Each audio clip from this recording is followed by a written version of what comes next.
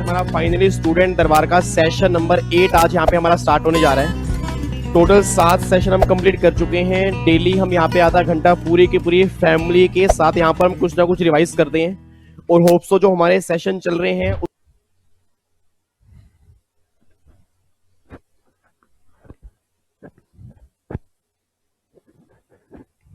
Hello hello hello hello hello hello, good evening ji, good evening भाई, की हाल चाल? चलो ये सभी का हाल चाल बढ़िया ही होना चाहिए। तो आज हमारे स्टूडेंट दरबार का सेशन नंबर 77 आज हम यहाँ पे स्टार्ट करने जा रहे हैं सर। लास्ट सेशन में अगर आपको ध्यान आ रहा हो, जो आपके जून 19 वाला पेपर था ना, न्यू सिलेबस वाला, उसमें मेरे ख्याल से 30 नंबर का इनकम टैक्स हम कंप्लीट कर चुके थे। एक क्वेश्चन हमारा बैलेंस बचा था, जो मैंने आपको होमवर्क दिया था। मुझे नहीं पता कितने बच्चे करके आए हैं, बट इन्होंने किया है, ठीक है। नहीं किया तो भी कोई दिक्कत नहीं, आज हम यहाँ पे वो कंप्लीट करेंगे।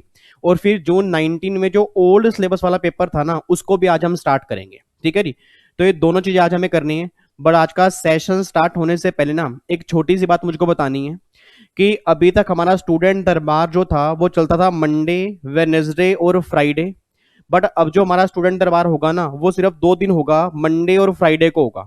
अब बच्चा कह रहा है सर आप वेडनेसडे को स्टूडेंट दरबार क्यों नहीं ले रहे? उसका रीजन एक है, क्योंकि मुझे आपके प्रोफेशनल की हैंड रिटन बुक तैयार करनी है। क्योंकि हैंड रिटन बुक एग्जीक्यूटिव वालों की आ चुकी है, प्रोफेशनल वालों की बुक मैं तैयार कर रहा हूं। तो एक दिन जो होगा ना, बीच में पूरा पूरा दिन मिल जाएगा उस बुक को बनाने में।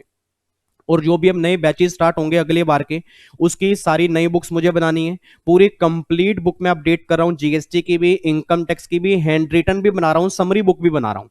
तो उसके अंदर काफी टाइम लगेगा। तो इसलिए एक दिन मैंने छोड़ दिया कि 2 दिन कंटिन्यू रहेंगे, ठीक है। 2 दिन कंटिन्यू, मंडे और फ्राइडे को आपके जितने प्रैक्टिकल क्वेश्चंस होंगे इनकम टैक्स और कस्टम के, वो हम प्रैक्टिस करते रहेंगे। मतलब स्टूडेंट दरबार ना मैं बंद नहीं कर रहा, ये बात ध्यान रखना, बंद नहीं कर रहा। और दूसरी बात मैं इतनी गारंटी दे रहा हूं कि मंडे फ्राइडे को मैं थोड़ा टाइम ना एक्स्ट्रा लगा दूंगा। मतलब अगर आपको लग रहा है ना कि वेडनेसडे ऑफ होगा तो दिक्कत आ रहेगी सर, हमारा फ्लो टूट जाएगा, आप टेंशन मत लो। मंडे फ्राइडे को थोड़ा सा टाइम में एक्स्ट्रा लगा दूंगा ताकि आपका नुकसान भी ना हो, ठीक है जी। और बाकी वेडनेसडे को मैं अपना पूरा बुक पे टाइम लगाऊंगा सर, क्योंकि मुझे आपकी प्रोफेशनल की हैंड रिटन बुक बनानी है बहुत बढ़िया सी, जिसको देखने के बाद ना आपको वाकई फील होगा सर कि अगर हम इस बुक में से रिवीजन कंप्लीट कर लेंगे ना तो भी बहुत बड़ी बात है।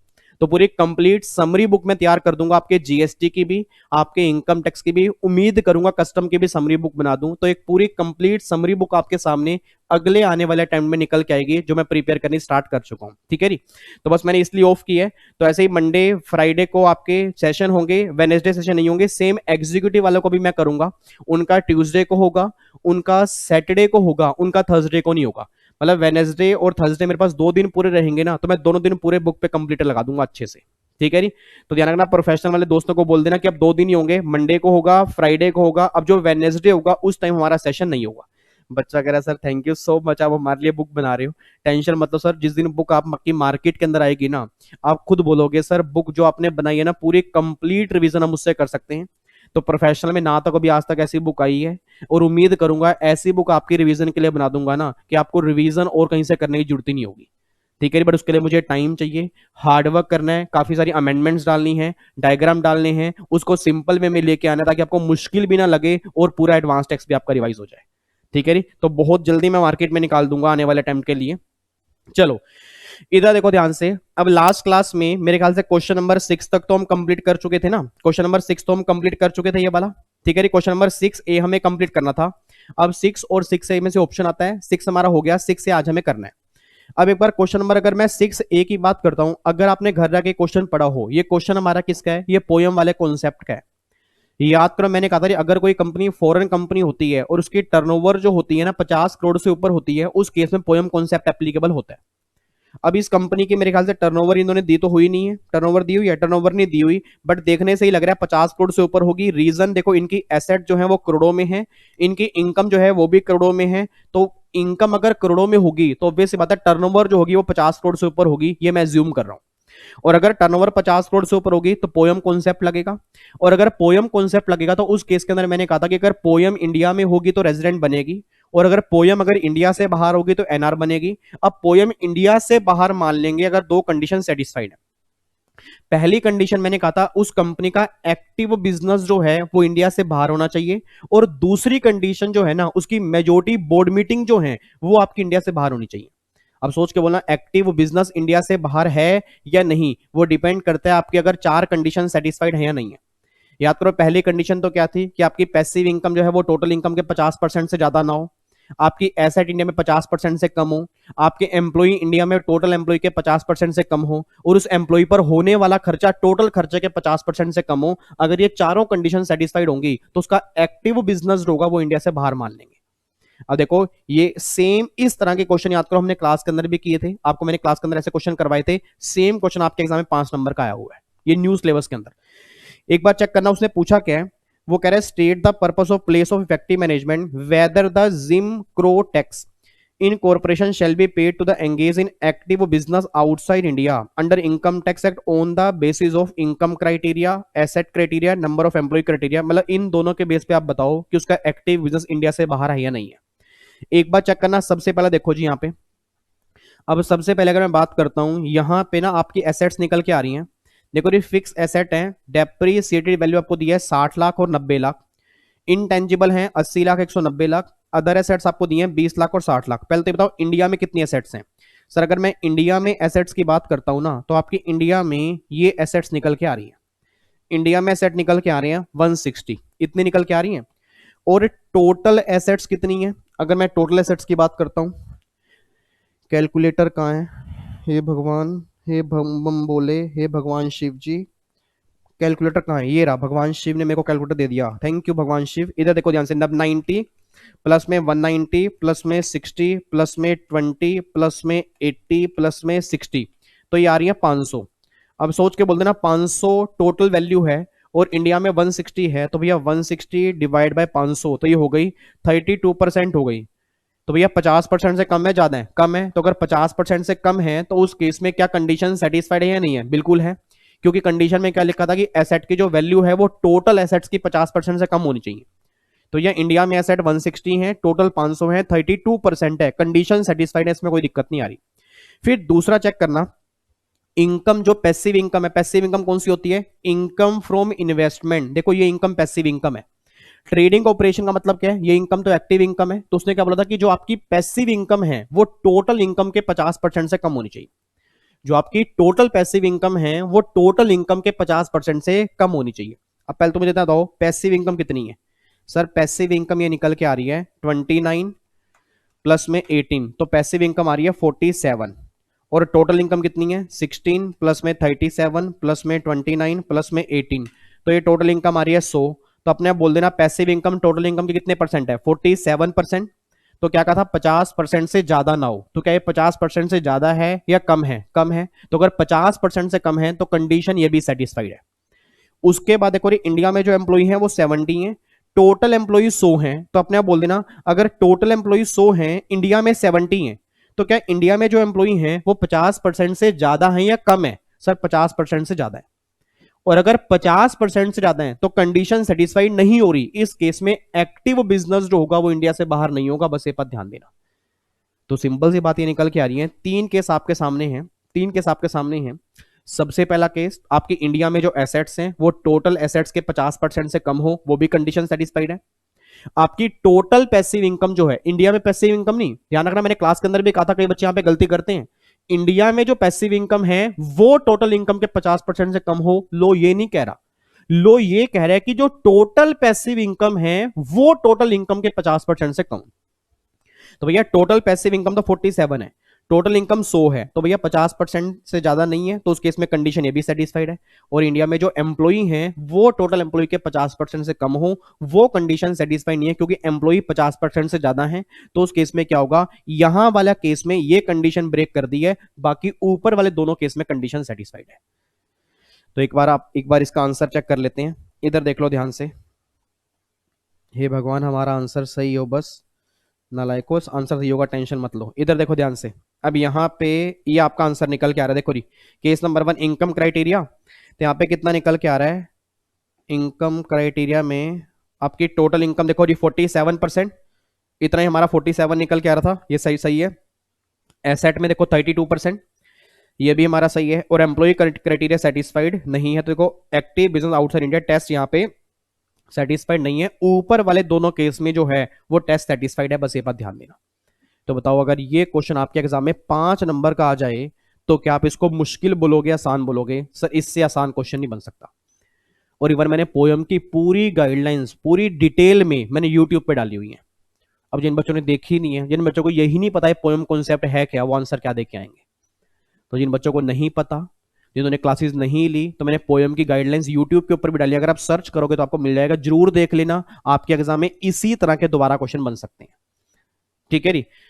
अगले क्वेश्चन पे आओ जी। अगला क्वेश्चन बिल्कुल आसान है, अगला क्वेश्चन तो डिविडेंड का है, एक बार फटाफट से देखते हैं जी।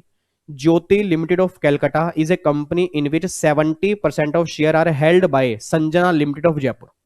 यहाँ पे जे लिमिटेड है, यहाँ पे एस लिमिटेड है। एस लिमिटेड ने जे लिमिटेड के 70% शेयर होल्ड किए हैं। उसके बाद वो कहना चाह रहे हैं ज्योति लिमिटेड जो है वो डिविडेंड डिक्लेयर कर रही है 40 लाख रुपए का अपने शेयर होल्डर को फाइनेंशियल ईयर 17-18 में, मतलब 40 लाख का डिविडेंड डिक्लेयर किया। अब इसमें से एस लिमिटेड का कितना होगा?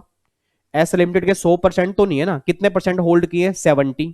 तो भैया अगर 40 लाख का 70 निकालूंगा तो 28 लाख रुपए जो डिविडेंड मिला होगा ना, वो मिला होगा एस लिमिटेड को, ये बात ध्यान देना, इसमें कोई दिक्कत तो नहीं आ रही। फिर आगे वो कहना चाह रहे हैं dividend distribution tax was paid by Jyoti limited, उसने डिविडेंड डिस्ट्रीब्यूशन टैक्स पे कर दिया, ठीक है। संजना ने अब ये एस लिमिटेड ने डिविडेंड डिक्लेयर किया 60 लाख रुपए का। अब वो ये बात करना चाह रहे हैं compute the amount of tax on dividend payable by Sanjana limited under income tax act and also briefly state the relevant statutory provision. It means पहली बात तो जे ने डिविडेंड दिया, अब जो जे ने 40 लाख रुपए का डिविडेंड दिया ना, उस 40 लाख के डिविडेंड पर जे ने सीडीटी काट के पे कर दिया, तो क्वेश्चन उसका नहीं है। अब क्वेश्चन ये कहना चाह रहा है जो एस ने 60 लाख रुपए का डिविडेंड दिया और 28 लाख रुपए का डिविडेंड रिसीव किया। अब 60 लाख रुपए का डिविडेंड दिया, 28 लाख रुपए का डिविडेंड रिसीव किया, तो एस लिमिटेड जो होगा वो कितने पोर्शन पर सीडीटी काटेगा और कितना सीडीटी काटेगा? तो पहले तो मुझे इतना बताओ, क्या यहाँ पे सीडीटी पूरे 60 लाख पे लगेगा? सोच समझ के बोल देना। डिविडेंड के टैक्सेशन के अंदर मैंने कहा था कि अगर आपको सब्सिडरी कंपनी से डिविडेंड मिल रहा है, क्योंकि ये एस लिमिटेड की सब्सिडरी कंपनी हो गई ना, क्योंकि 70% शेयर है, तो अगर सब्सिडरी कंपनी से डिविडेंड मिलेगा तो क्या ये टोटल डिविडेंड में से माइनस होगा? नहीं होगा, बिल्कुल होगा। तो भैया 60 में से 28 लाख रुपए अगर मुझे मिला तो यहां पे 32 लाख रुपए का डिविडेंड जो होगा ये हमारा नेट डिविडेंड आएगा। अब बच्चा कहता है सर फिर इस पर हम वही 15% का रेट एप्लीकेबल कर देंगे, कैसा करेंगे क्या? नहीं, याद करो डिविडेंड के ऊपर अब ग्रोसिंग अप होता है। बच्चा कहता है सर आपने तो क्लास में कहा था ग्रोसिंग अप कॉन्सेप्ट एप्लीकेबल नहीं होता। मेरे लाल, मेरे काले, मेरे पीले, तभी कह रहा हूं डेली बेस पे रिवाइज कर लिया करो। एग्जाम पोस्टपोन हुए हैं, तैयारी पोस्टपोन मत करो नालायको, आपको 80+ मार्क्स लेके आने, ऐसे नहीं आएंगे। फटाफट से याद करो, जो सेक्शन 222E हमने कहा था डीम्ड डिविडेंड वाला, जहां पे लोन वाला केस था, उसके अंदर मैंने कहा था ग्रोसिंग अप नहीं होता। इट मींस डिविडेंड के केस में तो ग्रोसिंग अप होता ही है। मे भी मुझे नहीं पता, आपको ध्यान आ रहा होगा नहीं आ रहा होगा, जब हमने ग्रोसिंग वाला रेट किया था 20.555, तो वही डिविडेंड की वैल्यू को ग्रोसिंग अप करेंगे और ग्रोसिंग अप करने के बाद जो हमारा सीडीटी आएगा ना, वो हमें यहां पर पे करना होगा। अब आपके इंस्टीट्यूट ने, आईसीएसआई ने 2 तरीके दिए हैं ग्रोसिंग अप करने के, 2 तरीके दिए हैं। मेरे अकॉर्डिंग एक तरीका तो गलत है, प्रैक्टिकली नहीं चलता, बट कई लोग करते हैं, कई लोग करते हैं, वैसा करते हैं, बट आपको नहीं करके आना, आपको जो लॉजिकल तरीका होगा वही करके आना है। आपको मैं दिखा देता हूं एक बार, इधर देखो ध्यान से जी। अब यहां पे कहां पे है, ये देखो जी, ये आपका 60 लाख रुपए का डिविडेंड है, 28 लाख रुपए का डिविडेंड सब्सिडरी कंपनी से मिला, 32 लाख रुपए का डिविडेंड रह गया। अब देखो ग्रोसिंग अप 15/85, याद आ रहा है, हम ऐसे ही रेट निकालते थे ग्रोसिंग अप का, 15/85 ये आ गया। फिर इसमें वही सरचार्ज 15%, फिर यहाँ पे देखो 4% सेस, ये आपकी टैक्स लाइबिलिटी निकल के आ गई। बच्चा कह रहे चल क्या रहा है ये? एक बात मुझे सोच के बताना, 15/85 करते थे, उसके अंदर फिर सरचार्ज, फिर हम सेस एप्लीकेबल करते थे ना, तो यही तो हमारा रेट निकल के आता था। अब उन्होंने क्या किया, रेट की बजाय अमाउंट के अकॉर्डिंग कर दिया, ठीक है। तो इन्होंने क्या किया, पहले ये अमाउंट है, इसको ग्रोसिंग अप करके इतना निकाल दिया, इसका फिर 15% यहाँ पे, प्लस में 12% सरचार्ज, और प्लस में यहाँ पे 4% सेस, इसके अकॉर्डिंग आपका आंसर निकल के आ गया। और इन्होंने दूसरा तरीका पता है क्या कहा है? दूसरा तरीका इन्होंने बोला है कि भैया 32 में इन्होंने ग्रोसिंग अप ऐसे किया है 17.472। पता है कैसे किया है? ये इन्होंने किया है कि भैया 15% तो रेट है, इसका 10% अगर मैं सरचार्ज लगाऊंगा तो 16.5, इसका 4% अगर मैं सेस करूंगा तो 15, प्लस में 10% प्लस में 4%, तो ये आ रहा है 17.16 आ रहा है। ये आ रहा है ना 17.16, नहीं 15, एक मिनट रुको, 15 डिवाइड बाय 85, 17.15, सरचार्ज यहां पे हमारा लगेगा, सॉरी 12%, 15 प्लस में 12%, कितना आ गया 16.8 आ गया ना, प्लस में 4%, तो प्लस में अगर मैं 4% करूंगा तो ये आ गया 7 पॉइंट, देखो 472 आ रहा है। एक बार कैलकुलेट करना, आपका भी इतना आ रहा होगा। 15% तो रेट है, फिर इन्होंने 12% यहां पे लगा दिया सरचार्ज, क्योंकि हाईएस्ट 12% है ना कंपनी वाले केस में, और 4% से इतना आ रहा है। इन्होंने फिर पता क्या किया, 100 माइनस में ये कर दिया तो 82.5 बढ़ेगा, ये ग्रोसिंग कर दिया, जो प्रैक्टिकली ऐसा नहीं होता सर। प्रैक्टिकली ये ग्रोसिंग अप गलत है, बट सीए जो इंस्टीट्यूट है ना, सीए इंस्टीट्यूट जो है वो भी दो ऑल्टरनेट देता है। वो कहता है कई बच्चे ऐसे भी ग्रोसिंग अप करते हैं और कई बच्चे वैसे भी करते हैं, तो हम दोनों तरीके सही कर रहे हैं। जो हमने क्लास में डिस्कशन किया था ना ग्रोसिंग अप वाला, वो ग्रोसिंग अप वाला हमने ऐसे किया था, ठीक है री। बट आपको मैंने उस टाइम बताया भी था ग्रोसिंग अप करने का एक और तरीका भी है, आपको ये ऑथर की बुक में मिलेगा। तो आपको आर्ग्यूमेंट नहीं करना कि गलत है, कई लोग करते हैं, इन्होंने भी करके दिखा दिया इंस्टीट्यूट ने कि अगर किसी ने ऐसे भी किया होगा ना तो हम एग्जाम में तो गलत नहीं करेंगे। बट प्रैक्टिकल लाइफ में जो ग्रोसिंग अप होता है, वो ग्रोसिंग अप जो होता है प्रैक्टिकल लाइफ में इस तरह से होता है। तो मेरे अकॉर्डिंग तो लॉजिकल ये तरीका है सर। बट अगर आपके पास टाइम है तो आप नीचे एक नोट चिपका के आ जाना, और नोट के अंदर आप इस तरह से भी आंसर लिख के आ जाओगे, तो यहां पे आप चेक कर सकते हो। देखो आंसर में थोड़ा बहुत फर्क आएगा, यहाँ 6.58 है और यहाँ पे 6.78 है, फर्क आ रहा है सर, 20 लाख रुपए के अराउंड फर्क आ रहा है। तो 10-20 लाख रुपए का फर्क यहाँ पे कम नहीं होता, मैं कह रहा हूं 1000 रुपए का फर्क भी कम नहीं होता। तो आंसर में फर्क सिर्फ आंसर में आ रहा है, प्रैक्टिकल लाइफ में कभी फर्क नहीं आता, क्योंकि प्रैक्टिकल लाइफ में जो हम फॉलो करते हैं ना, वो नॉर्मली तरीका जो होता है वो ये वाला होता है। बट एग्जाम पर्पज के लिए आप में कई सारे बच्चे होंगे, कईयों ने ये वाला किया होगा, और कई बच्चे ऐसे भी होंगे, यार हमारे सर ने तो ऐसा कराया नहीं था, हमारे सर ने ये कराया था। तो टेंशन की बात नहीं है सर, आपने जो भी दोनों में तरीका किया दोनों ही सही है, बट प्रैक्टिकल लाइफ में जो लॉजिकल है वो ऑल्टरनेट नंबर 1 है। और देखो इंस्टीट्यूट ने लिखा भी, यहाँ पे लिखा है ना, देखो यहाँ पे क्या लिखा है, ऑल्टरनेटिव आंसर 2, तो इसका ऑल्टरनेटिव ये भी बन सकता है, ठीक है ना। तो इसलिए आपको घबराना नहीं है कि सर हमने क्लास में जो तरीका किया वो तो समझ ही नहीं आ रहा, इसके अंदर है ही नहीं। तो दोनों तरीके इंस्टीट्यूट ने दिए, तो आप दोनों में से जो भी करो, बट मैं आपको ये बोलूंगा लॉजिकल तरीका वही है जो 15/85 वाला जो तरीका है ना पहले वाला, वो सही है इसके अंदर, ठीक है री। तो यहाँ पे 32 को पहले ग्रोसिंग अप करो, देन फिर 15, फिर सरचार्ज, फिर सेस, आप इस तरीके से यहाँ पे कैलकुलेट कर लो, ठीक है। चलो उसके बाद अब ये देखो, ये क्वेश्चन 5 नंबर का था डिविडेंड का, बताओ इस क्वेश्चन में था क्या। अगला क्वेश्चन देखो री, अगला दोनों क्वेश्चन है ट्रांसफर प्राइसिंग का। ट्रांसफर प्राइसिंग में अगर आपको ध्यान आ रहा हो, एक सेक्शन नंबर 92 कैपिटल ए याद आ रहा है, हमने क्या था सेक्शन नंबर 92 कैपिटल ए, याद है किसका था, एसोसिएटेड एंटरप्राइज, जिसके अंदर मैंने कहा था रिलेटेड पार्टी अगर होगी तो उस केस में इंटरनेशनल ट्रांजेक्शन मानते हैं, उस केस में टीपी का लो लगेगा। तो देखो जी उसका क्वेश्चन है, एक बार चेक करना, state with the reason whether Jackson LLC incorporated in Japan and Vijay Shri Limited, a domestic company, are can be deemed to be associated enterprise for the transfer pricing regulation in the following independent situation। आपको बताना है कि associated enterprise है या नहीं है। पहला, Jackson LLC has advanced a loan 55 crore to Vijay Shri Limited on 12th January 19। The book value of the asset of Vijay Shri वो है 100 करोड़, और मार्केट वैल्यू जो है वो 140 करोड़ है। अपने आप बोल देना 92 कैपिटल ए के अंदर क्या लिखा था कि अगर एक एंटरप्राइज ने दूसरी एंटरप्राइज को लोन दिया और वो लोन उसकी एसेट की बुक वैल्यू के 50% से ज्यादा होगा ना, तो इन दोनों को एसोसिएटेड एंटरप्राइज मान के हम यहां पे टीपी का लो लगा देंगे।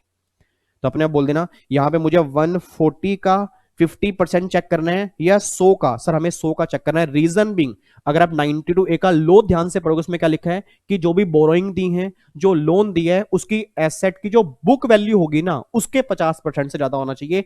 मार्केट वैल्यू क्या है वो हमारे किसी काम की नहीं है।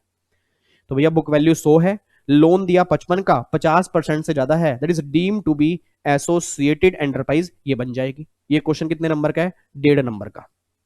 उसके बाद रॉ मटेरियल जो है 800 करोड़ का लिया, जिसमें 740 करोड़ का लिया है जैक्सन से, मतलब ये 90% से ज्यादा है। बट उन्होंने बोला रही at price mutually agree upon once in 6 month and depending upon the market condition.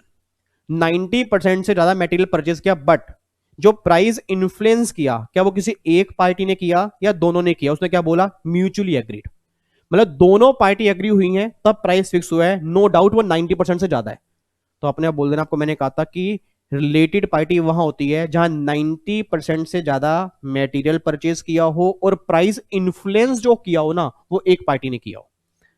अब आपने बोल दो, क्या इस केस में प्राइस जो इन्फ्लुएंस किया है, क्या वो एक पार्टी ने किया या दोनों ने म्यूचुअली एग्री किया? Mutually agree. तो एक बार अपनी बुक खोलो फटाफट से, अपनी बुक खोलो, सेक्शन नंबर 92 कैपिटल ए निकालो, 90% वाला पॉइंट निकालो। मेरे पास यहाँ पे बुक नहीं है, नहीं तो मैं आपको ओपन करके दिखाता हूँ। उसमें लिखा है 90% से ज्यादा हो और प्राइस अगर एक पार्टी ने फिक्स किया, बट यहाँ तो प्राइस दोनों पार्टी ने फिक्स की है, तो उस केस में ये जो होगा ना, एसोसिएटेड एंटरप्राइज में कवर नहीं होगा। ठीक है सर, हमें इसका आंसर दिखाओ, हमें ऐसे विश्वास नहीं हो रहा, आप तो कुछ भी कह के चले जाओगे, बाद में तो हमें दिक्कत आएगी ना। ओ माय गॉड, इधर देख लो मेरे लाल, मेरे काले, मेरे पीले। देखो जी, पहला तो क्या कर दिया, एसोसिएटेड एंटरप्राइज बोल दिया। दूसरा देखो क्या लिखा है, 90% है, हाउएवर, लेकिन किंतु परंतु Jackson LLC and Vireshwari are not deem to be associated, उसको डीम नहीं मानेंगे, since reason the price of supply is not influenced by Jackson. ठीक है, but it is mutually agreed upon once in 6 month upon market condition. तो भैया mutually agreed price है, तो भैया किसने इन्फ्लुएंस तो किया ही नहीं, तो it mean related party transaction नहीं होगी, और अगर रिलेटेड पार्टी ही नहीं होगी उस केस में टीपी के लॉ की बात भी नहीं होगी। तो ये दोनों पार्ट आपके 3 नंबर के थे। लो जी, अब जाके मेरे ख्याल से आपका पूरा हो चुका है। ये कितने नंबर का क्वेश्चन था? 15 नंबर का होना चाहिए था, कैसे हुआ फिर ये 15 नंबर का हो गया क्वेश्चन? ये अच्छा 2 नंबर का था, ये 2 नंबर का, ये 3 नंबर का ये, ओके। 5 नंबर का बताओ, ये क्वेश्चन था गिरा हुआ। सर इसको भी अगर आप मुश्किल बोलोगे ना, तो फिर इट मीन आपने टीपी ध्यान से पढ़ा ही नहीं है। ये तो बिल्कुल सिंपल सा है, एसोसिएटेड वाला। तो ये 5 नंबर, ये डिविडेंड वाला 5 नंबर, और ये पोयम वाला 5 नंबर। बताओ, ये 15 नंबर का था। अब अगर किसी ने 6 भी नहीं किया, 6A भी किया, तो भी क्या दिक्कत है? और बच्चे कहते हैं इनकम टैक्स हमें समझ ही नहीं आता, पता ही नहीं कहां से आता है, कोई वो तो पता नहीं, उन्होंने मेरे ख्याल से बाहर से बनाते होंगे जो आपके सिलेबस में ही नहीं होता होगा। सर आता सब कुछ यहीं से है, प्रैक्टिस की कमी रह जाती है, अगले पिछले वाले कंफ्यूजन करते हैं, उसकी कमी रह जाती है। और जो हम कॉन्सेप्ट को पढ़ते हैं ना, हम ये सोच के पढ़ते हैं कि बस एक लाइन है, हम ये सोच के नहीं पढ़ते कि इसमें से क्वेश्चन कैसा बन सकता है, और अगर वैसा क्वेश्चन बन गया तो हमें एप्लीकेशन क्या करनी है। तो हर चीज पे ध्यान देना है, तभी तभी मैं यहाँ प्रैक्टिस करवा रहा हूँ। रीजन बीइंग कि आपकी इतनी ज्यादा प्रैक्टिस हो जाए कि जब एग्जाम उठाओ ना, आपको सारे क्वेश्चन वही दिखे जो हमने यहाँ पे किए हैं। और वह तभी होगा जब आप डेली आओगे, नहीं तो ये 200-250 जो बच्चे व्यूज आ रहे हैं ना, तो मुझे सब पता लग रहा है कितने आ रहे हैं कितने नहीं आ रहे। और कई बच्चे लोग मतलब बोल रहे हैं कि भैया क्यों चला रहा है, तो एग्जाम पोस्टपोन हो जाएंगे। मैंने कहा मुझे अपनी रिस्पॉन्सिबिलिटी निभानी है, मुझे अपना काम करना है। बच्चा देखे ना देखे उससे क्या फर्क पड़ता है? सर मेरा दिल तो सेटिस्फाइड हो रहा है ना कि मैं डेली आ रहा हूँ जी, मैंने अपनी कमिटमेंट की है। अब वो तो आपके ऊपर है ना कि आप देख रहे हो नहीं देख रहे। तो सिंपल सी बात है, मैं तो आपको फोर्स कर सकता हूँ, आपको ये बोल सकता हूँ कि अपने दोस्तों को बताओ, उनको भी दिखाओ, उनका भला ही हो रहा है। इसके अंदर कोई मैं फिजूल की बातें नहीं कर रहा, आपके ही एग्जाम के क्वेश्चन करके दिखा रहा हूँ, आपको ही दिखा रहा हूँ कि एग्जाम कैसा बनता है। अब इसके बावजूद भी अगर आप नहीं करोगे तो भैया सारे क्वेश्चन आपको खुद करने पड़ेंगे। अगर आप ये क्वेश्चन नहीं करके जाओगे ना, आपको एग्जाम में दिक्कत आएगी, ये बात ध्यान देना, क्योंकि सारे क्वेश्चन आपके एग्जाम के ही हैं। ठीक है जी, तो अब जाके फिर हमारा एक क्वेश्चन कंप्लीट हो गया। अब मैं अगला पेपर आज ही स्टार्ट करवा रहा हूं, जो आपका जून 19 में ओल्ड सिलेबस के अंदर बना था ना इनकम टैक्स, तो वो न्यू वालों को भी करना है। यह बात ध्यान दें, न्यू वाले बच्चों को भी करना है, वो कहीं जाएंगे नहीं सर, क्योंकि दोनों का सिलेबस सेम है। और जो सोच रहे हैं 5 हेड उनके अंदर नहीं है, तो भी आपने करने हैं, क्योंकि क्वेश्चन लिंक होके आएंगे। लो जी, सबसे पहला क्वेश्चन एक बार देख लो फटाफट से। सबसे पहला क्वेश्चन यहाँ पे है कैपिटल गेन का। अब देखो, जो बच्चे 5 हेड नहीं करके जाते, ओल्ड सिलेबस वाले भी बच्चे भी इतने सारे मैसेज करते हैं कि सर आपने 45 लेक्चर 5 हेड के दे रखे हैं, कैसे देखें, क्योंकि वो तो हमने एग्जीक्यूटिव में किए हैं। पहला क्वेश्चन कैपिटल गेन का 5 नंबर का बना हुआ है। कमाल की बात और देखो जी, दूसरा क्वेश्चन रेजिडेंशियल स्टेटस का 3 नंबर का बना हुआ है। दूसरा क्वेश्चन रेजिडेंशियल स्टेटस का 3 नंबर का बना हुआ है। इससे अगला क्वेश्चन 2 नंबर का किसका? Residential status. रेजिडेंशियल स्टेटस और कैपिटल गेन ये दोनों मिलाकर 10 नंबर के हैं प्रोफेशनल के एग्जाम में, एग्जीक्यूटिव एग्जाम की बात नहीं कर रहा। अब जो बच्चे 5 हेड और छोटे मोटे चैप्टर को लाइटली लेके चलते हैं उनके लिए पेपर मुश्किल बन जाते हैं। तो यह करना आपको सारा ही है, चाहे वो 30 नंबर का इनकम टैक्स हो, 30 नंबर का इनकम टैक्स भी उतना ही जरूरी है जितना आपके पास 60 नंबर का जीएसटी जरूरी है। ठीक है ना? और देखो क्वेश्चन कितने आसान है, अभी आपको दिखाऊंगा, आप खुद बोलना क्वेश्चन में है क्या जो आप इसको मुश्किल बोल के आते हो। Miss Nargis purchase a residential house property, miss Nargis purchase a residential house property in Jaipur for 1,20,000 on 15 में 1975, 1975 में एक प्रॉपर्टी परचेज की। ठीक है, फिर उसने फर्दर उसमें कुछ एक्सपेंडिचर इंकर किए, एडिशन में, ऑल्ट्रेशन में एक्सपेंडिचर इंकर किए। उसने फर्स्ट फ्लोर के कंस्ट्रक्शन में एक्सपेंडिचर इंकर किए 82, 83, फिर सेकंड फ्लोर में 2002, 2003 में, और फिर मॉडिफिकेशन ऑल्ट्रेशन में यहां पे किए आपने 6 लाख रुपए। उसके बाद फिर वो कहना चाह रहे हैं प्रॉपर्टी बेच दी 20 अगस्त 18 को 80 लाख रुपए की बेच दी है। उसमें सेल के टाइम पर एक्सपेंडिचर इंकर के 50,000 रुपए के, और स्टैंप ड्यूटी वैल्यू जो है वो 85 लाख रुपए की है। ठीक है, फेयर मार्केट वैल्यू जो है उसकी 141 को वो 12.5 लाख रुपए। कॉस्ट इन्फ्लेशन इंडेक्स दी है, ये आपको यहां पे इंडेक्स दिया हुआ है। उसने क्या बोला, कैपिटल गेन निकाल दो। कितना मुश्किल क्वेश्चन, नहीं हो पाएगा सर, कैपिटल गेन सर हमने किया ही नहीं, याद ही नहीं है, कैसे करें सर? क्वेश्चन बहुत मुश्किल क्वेश्चन है। इधर देखो ध्यान से नालायकों, एक बात मैंने सोच के बताओ, पहली बात तो ये सेक्शन किसका है? कैपिटल गेन का सेक्शन नंबर क्या ही है? सेक्शन नंबर है 50C। अगर स्टैंप ड्यूटी वैल्यू, अगर स्टैंप ड्यूटी वैल्यू, एक बच्चा बोल पड़ा हाँ हाँ याद आ गया, अगर stamp duty value sale price से ज्यादा होती है तो stamp duty value sale price बन जाती है। नहीं, पुराना लो याद है आपको, नए लो में क्या लिखा है? अगर stamp duty value sale price के 105% से भी ज्यादा है तब स्टैंप ड्यूटी सेल प्राइस बन जाती है। तो सेल प्राइस यहां पे 80 लाख रुपए है, इसका 105 कितना बनेगा? 84 लाख। ये कितने? 85 लाख। तो 105 से ज्यादा है इसलिए 85 लाख बनेगा। अगर यहां पे 84 लाख होता ना तो कई बच्चे 84 करके आते, जबकि सेल प्राइस 80 लाख बनता। रीजन बिंग 105% से ज्यादा नहीं थी। और मैंने ज्यादा की बात की है, अगर इक्वल भी है ना तो भी सेल प्राइस ही बनेगा। तो यह इसका 4 लाख बनता है, ये 5 लाख है, 85 लाख है, तो भैया फिर 85 लाख जो होगा ना वो मेरा सेल प्राइस बनेगा। तो अपने बोल दो 85 लाख मेरा सेल प्राइस। कॉस्ट कितनी बनेगी? परचेज किया 1,20,000 का 141 से पहले, तो परचेज प्राइस और 141 की एफएमई कितनी है? 12.5 लाख। हायर क्या बनेगा? 12.5 lakh.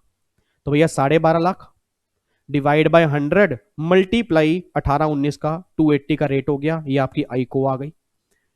Index cost of improvement, ये जो आपने एडिशन किया 141 से पहले की सारी इंप्रूवमेंट इग्नोर करते हैं, 141 से पहले की सारी इंप्रूवमेंट इग्नोर करते हैं ना। आपको मैंने कहा था वही करना जो नॉर्मली लड़कियां लड़कों के साथ करती हैं, इग्नोर।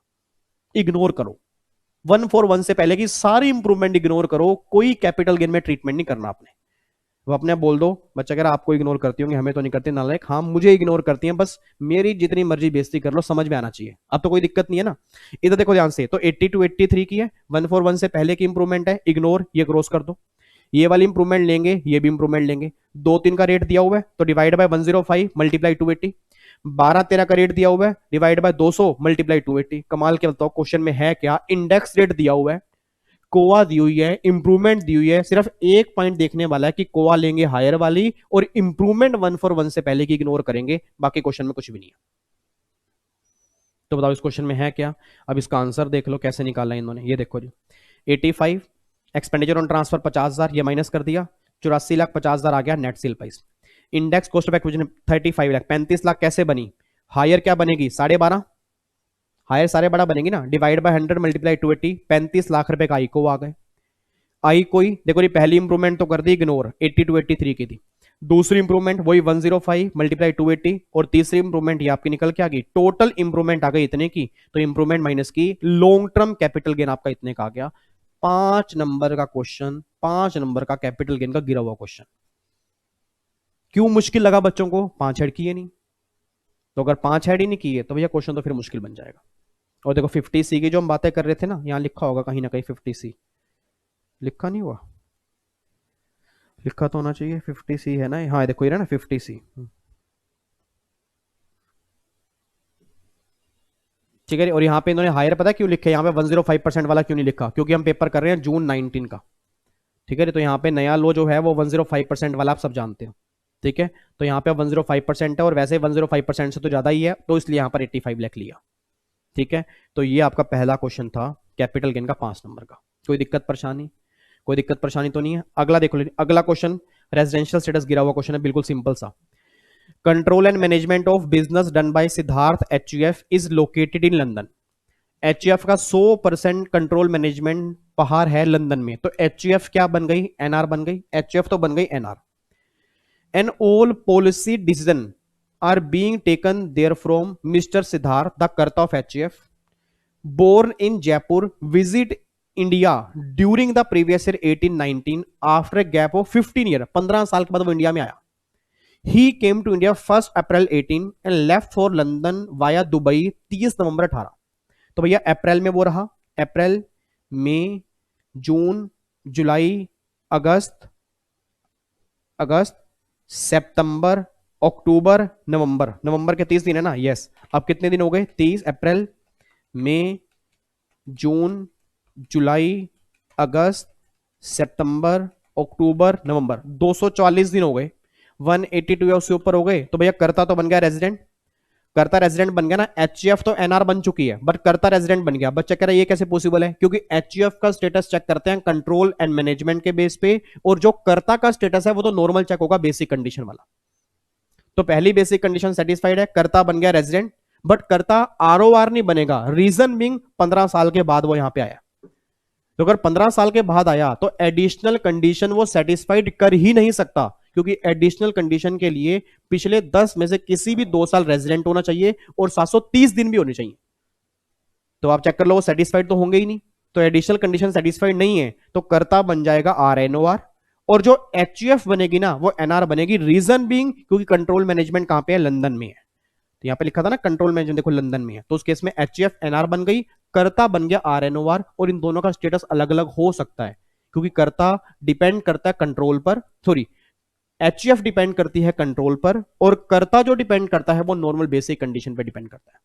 इसने हमसे मांगा क्या था, determine the residential status of Siddharth. भैया सिद्धार्थ तो RNOR है और सिद्धार्थ HUF जो है वो NR है। बताओ 3 नंबर में रेजिडेंशियल स्टेटस की बेसिक कंडीशन वाला क्वेश्चन आया हुआ है, क्या मुश्किल है इसके अंदर। अगला क्वेश्चन देख लो जी। Explain with brief reason as per provision contain under the income tax act whether the interest of 5 lakh pay to mister zone.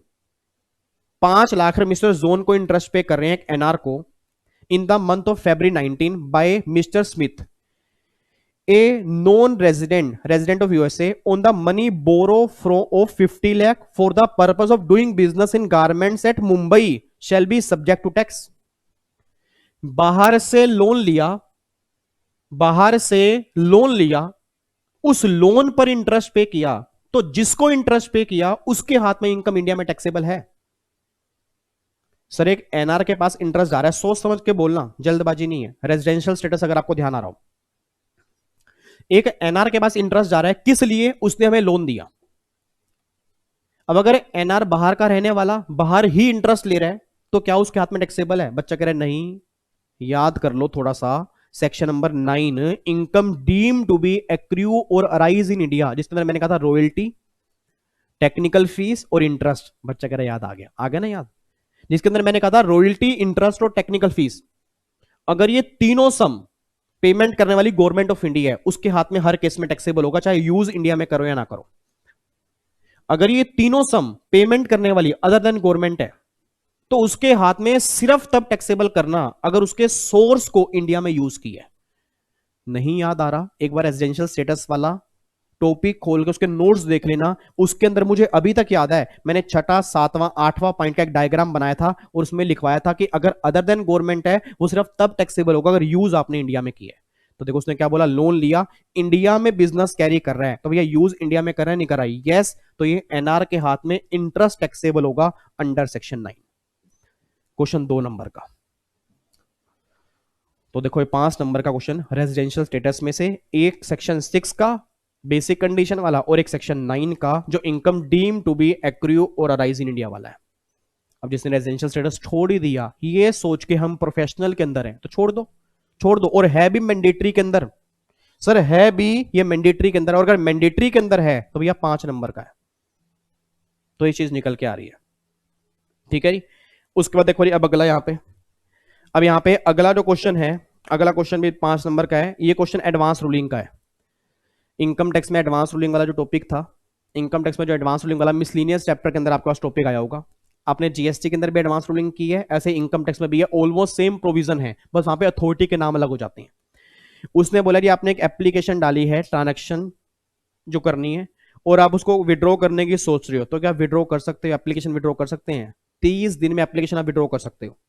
तो भैया डाली 2 जुलाई को है, 31 अगस्त को आप डिसाइड कर रहे हो विड्रॉ करने का, तो भैया 30 दिन से तो ज्यादा डिले हो चुका है ना।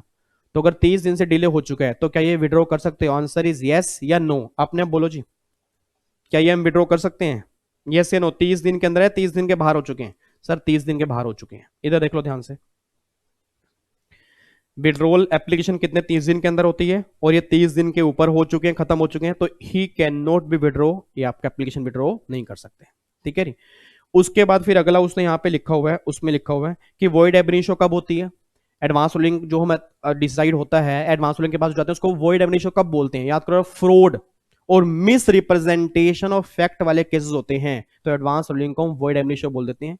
जिसको ध्यान ना आ रहा हो एक बार टॉपिक देख लेना, नहीं तो जीएसटी में भी अगर एडवांस रूलिंग आपने पढ़ा है, उसके अंदर भी मैंने लिखवाया था, फ्रॉड और मिस रिप्रेजेंटेशन ऑफ फैक्ट वाले केस में जीएसटी की भी एडवांस रूलिंग वॉइड एब इनिशियो हो जाती है, कस्टम की भी एडवांस रूलिंग वॉइड एब इनिशियो हो जाती है, और इनकम टैक्स की भी एडवांस रूलिंग वॉइड एब इनिशियो हो जाती है। वॉइड एब इनिशियो मींस ऐसे मान लेंगे आप यहां पे आई नहीं थे, रीजन बिंग क्योंकि आपके फैक्ट ही गलत है, आपने रिप्रेजेंटेशन जो फैक्ट की दी है वो मिस रिप्रेजेंट किया है। तो उस केस में देखो यहां पे क्या लिखा है, फ्रॉड और मिस रिप्रेजेंटेशन, तो इस केस में फिर आपके नॉर्मल प्रोविजन एप्लीकेबल होंगे, एडवांस रूलिंग के नहीं लगेंगे। तो ये क्वेश्चन आपका था जी। तो अब जाके पहला क्वेश्चन हमारा पूरा खत्म हो जाता है। ठीक है, ये 15 नंबर का था जी। तो अब जाके 30 नंबर का इनकम टैक्स हमने पूरा कंप्लीट कर लिया। अब इस पेपर में 30 नंबर का बचा हुआ है जी, क्योंकि क्वेश्चन नंबर 2 बचा हुआ है। एक बार क्वेश्चन नंबर 2 ये आपने पढ़ के आना है जी। ठीक है जी, ये एक बार मैं आपको ऊपर ऊपर बताता हूँ किसका है। ये तो हमारा टीडीएस का है जी, ये हमारा टीडीएस का लग रहा है, ये हमारा ट्रांसफर प्राइसिंग का लग रहा है, और ये हमारा लग रहा है टोटल इनकम निकालने वाला, जिसमें टोटल इनकम निकालनी और टैक्स पे करना है। ये 15 नंबर का क्वेश्चन है।